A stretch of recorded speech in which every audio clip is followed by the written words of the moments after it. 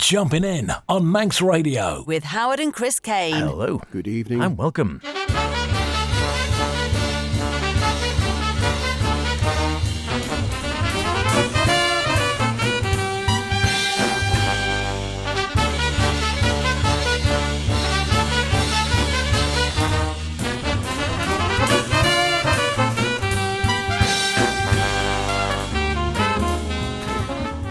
And here we are once again on a Friday evening on Manx Radio, alternating with our sister programme, of course, Sweet and Swing is jumping in this evening, the best in modern and contemporary jazz, and a bit of a special with Jeff Beal, myself, H. And me, Chris. So, yes, we chat with Jeff upon the release of his latest disc, New York Etudes, a series of studies where he strips things right back to not the solo trumpet, but piano. And H, what has been on your playlist this week on top of that? Are you ready to plump for your choices of the year, as multiple publications seem to go earlier than ever with theirs?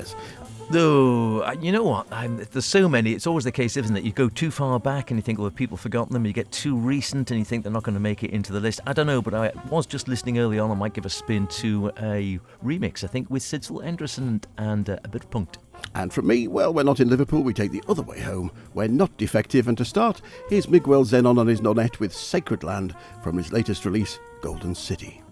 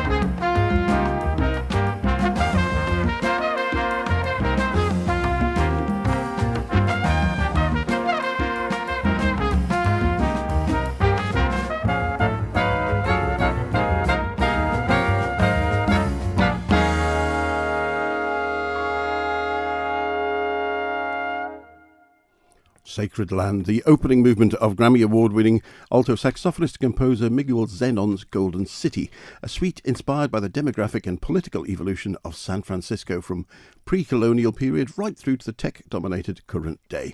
The suite was commissioned by SF Jazz and the Hewlett Foundation and premiered in 2022. Miguel says that whilst the music isn't programmatic, it is informed by the history and the people right back to when it was Mexico and the gold rush. The unusual voicing has 3 trombones doubling trumpet and tuba, and what a great band with the best names around, really. Alan Ferber, we've heard several times on the show before, Daniel Jarchik and Diogo Ukula on trombones, both valve and slide, plus their doubling instruments, and the core sextet of Matt Mitchell on piano, Chris Tordini on bass, Dan Weiss at the drums, Miles Ozaki, again a name popping up all over the place, on guitar, Daniel Diaz on percussion, and of course Miguel Zenon on alto. It's another winner and it is available now. Great stuff, and he goes from strength to strength there, Miguel Zenon. Wonderful. We must try and get him on the show at some stage. Speaking of which, being on the show and being Emmy winning, Jeff Beal, the composer and musician who's been around for, well, more years than probably he and we and everyone else would like to remember, I dare say. We first heard him, I think, at least I did, back in the 1980s, I think it would be, with a great album called Liberation, which really did seem ahead of its time. It was really exciting stuff. He's just brought out his latest, made a Carnegie Hall debut on June the 3rd, and it's New York Etude. He's still going strong. We managed to have a word with him. He didn't come to the Isle of Man, you'd be amazed to hear, but he's moved to New York recently, which is where we caught up with him via Zoom to hear about some of his life, his music, coping with multiple sclerosis, how he writes for film, and everything else.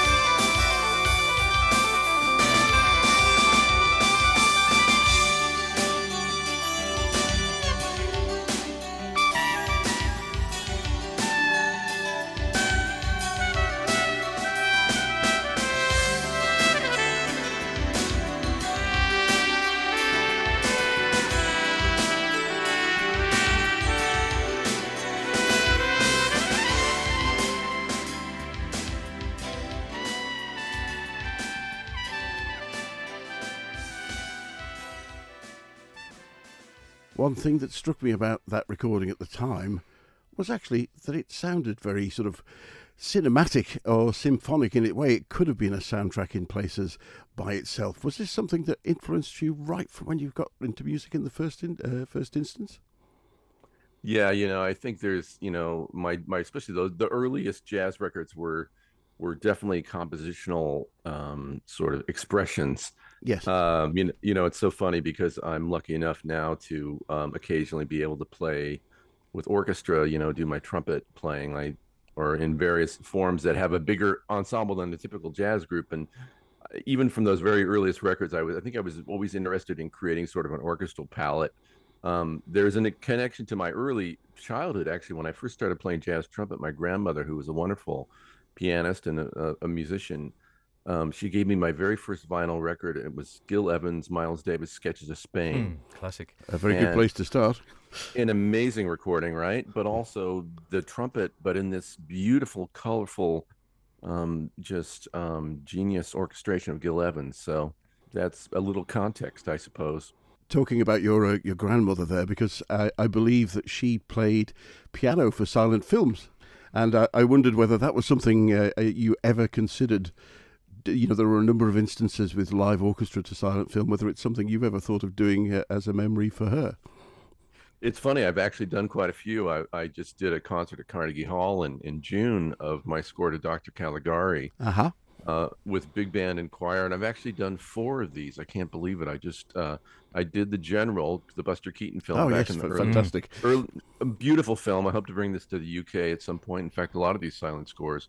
But I did not know when she was alive, but while I was working on this, my aunt, her daughter, told me, your grandmother played for the silent movies, and I just got the biggest kick because when you look at the way a film composer works, I mean, we're sitting here at a keyboard looking up at the screen. I mean, it's sort of it was sort of auspicious in a way that here I am doing this job all these many years later.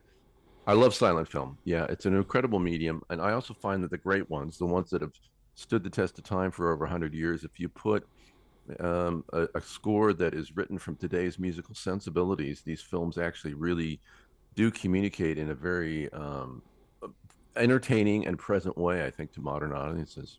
And how does that actually, for you, the process, because you do a lot of the composing and work, as you say, from home, it can be a pretty solitary existence, I guess. How does it actually work for you, the composing process, when you're working with film? Is it a case of going through the film several times and sort of seeing what it says to you? Is it something you've got in mind from the beginning, or is it something more spontaneous than that? Yeah, I think, because I'm a jazz musician, I'm definitely a process person. So I like to sort of be in the moment, and there's definitely an element of discovery that happens as I'm really responding to the material. And as you kind of suggested in your question, I like to let the film speak to you. There's little clues in there that might jostle something in your subconscious that'll spark an idea. And there's a type of alchemy, I think, to the pairing of music and image, which is really still fascinates me. But it is definitely, you're always trying to find a voice for the music that brings something to the film that's maybe not there. It's additive.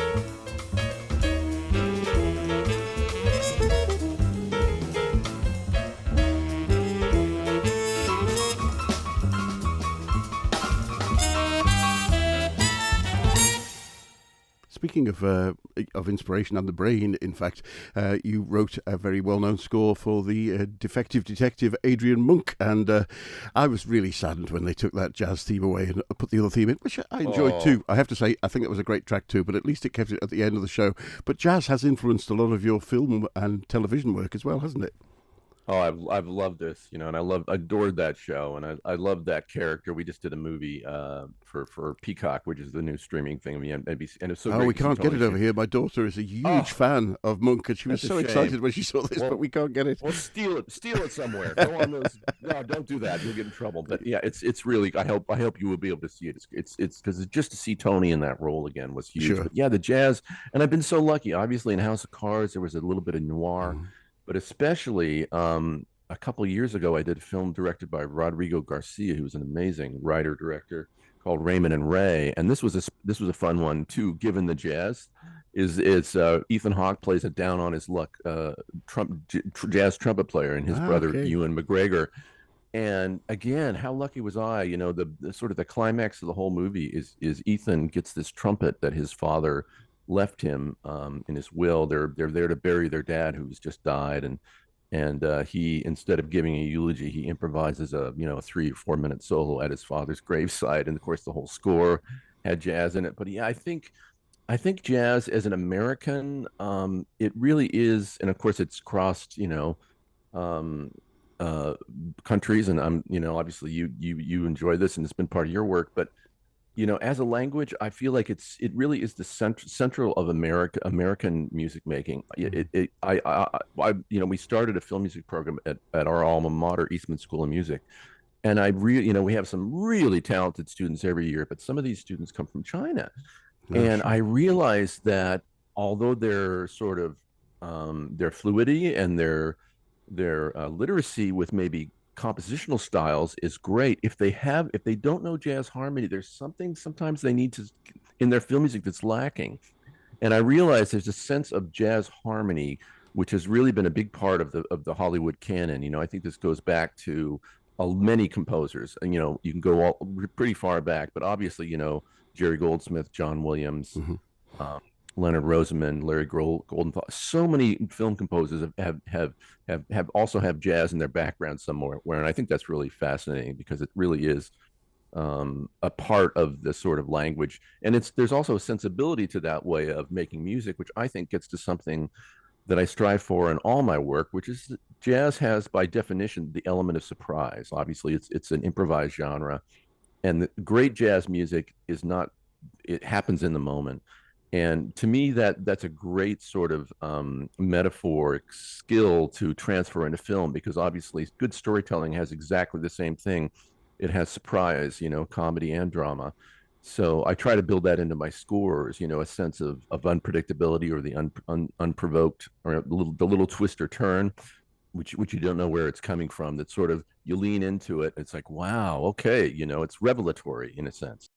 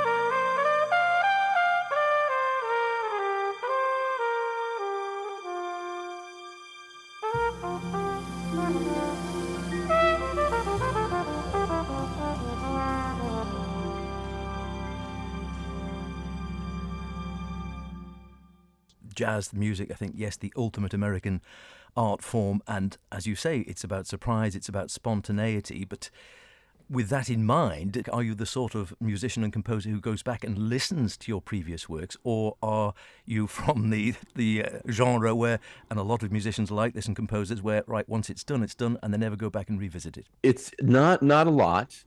To be honest, because for me, especially, it happens in the moment. Even when I'm recording, it's funny. I don't like this.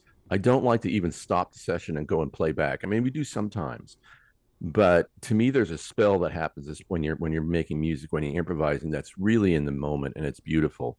So to me, I trust that more than the recording. Obviously, it is interesting to go back and revisit it, and I would say certainly as a function of composing. You listen back to your work all the time. If I'm producing a score and I improvise something, I hear it many, many times when I'm working on it. So I think I learned early on in my career this sort of there's sort of a scale on which quality emerges in a certain type of creative voice, which I would say is mine because I'm a jazz artist, which is that the law of sort of the first or second take, while imperfect, is often the best. And I think part of the reason, the jazz musician will tell you this all the time. I mean, you even look at the famous jazz records; they maybe do one or two versions of of a tune, and then they move on because there's no point in doing it over and over again. You know, you're not going to hold back, right? And if you're in the moment improvising, it really is about capturing that raw, unfiltered expression in that moment with those people. There's an intensity to it, which I love. It's almost like a little bit like live theater in that sense. There's the stakes are high, and I like that sense. I meant to ask, you mentioned many famous film composers there, but of course you were lucky by way of an introduction, as you cite, from Mark Isham. How did you two meet? Yeah, he's a dear friend, and I'm so glad you mentioned Mark, because I was also going to mention a few years before I did that record that you mentioned, Liberation, I was exposed to a wonderful recording Mark did early on in his career called Vapor Drawings. It was one of his solo records. Yeah, have it. And I adore Mark, and he's a wonderful artist and wonderful jazz trumpet player. And you know, his work, obviously, especially in the early years, was a huge influence. And we have a great friendship, and I was so lucky because you know, I met him. We both grew up in the San Francisco Bay Area, but he's maybe about 10 years older, so we didn't really come up at the same time. But once I was in LA around the early 90s, he was already there, very well established in film, and so we struck up a friendship, and I sent him one of my early jazz records. And of course, that's a bond, you know, when you meet another jazz trumpet player. And I was lucky enough to be recommended by Mark to the Ed Harris film Pollock, which really that really sort of broke my career. I mean, it gave me the career I have, you know, because of the people saw that movie, and there were some great scenes where, you know, Ed Harris is just painting a mural or a painting, and the music is just front and center, you know, and it's something that we sometimes get in film, but not all the time. Sometimes where our job is to be more in the background. I still have to see the film, but I do love the soundtrack. And I have to say, talking about Mark, when he came back with some straight jazz albums a little bit later in his career, we had those early Windham Hill ones, and then, of course, his break onto ECM. But when he came back with Blue Sun, for example, which was such a great album. And I have to ask you, do you think, I mean, Etudes, the most recent release, is exactly what it says, a series of piano studies, and as such, they incorporate elements of style from various different places, but it's introspective music in that regard. Do you think you'll have another straight jazz album? Is the time in your schedule even to fit that in? Would that be something you might consider? I'm very seriously considering it. You know, it's funny. We moved to New York in 2021, and you know, after 30 years in LA, and I've always played trumpet on my scores. Obviously, that's me playing on the House of Cards soundtrack, and I've been approached by, especially after the Carnegie Hall concert, I actually played flugelhorn a little bit in front of the orchestra that I was conducting, and there's definitely interest in this, and I think there's definitely going to be something coming in the future years that goes back to the first love, as it were. You know, that's my voice. I've been practicing a lot, and I've been doing a lot of performing. I'm actually doing, John Patitucci's a dear friend, and we've done a lot of recording together, and we've had a fun time playing in New York a few times with the trio, just flugelhorn, bass, and jazz guitar, Thank you for joining us today on Jumping In. Indeed, really appreciate it. My pleasure. Thanks for having me.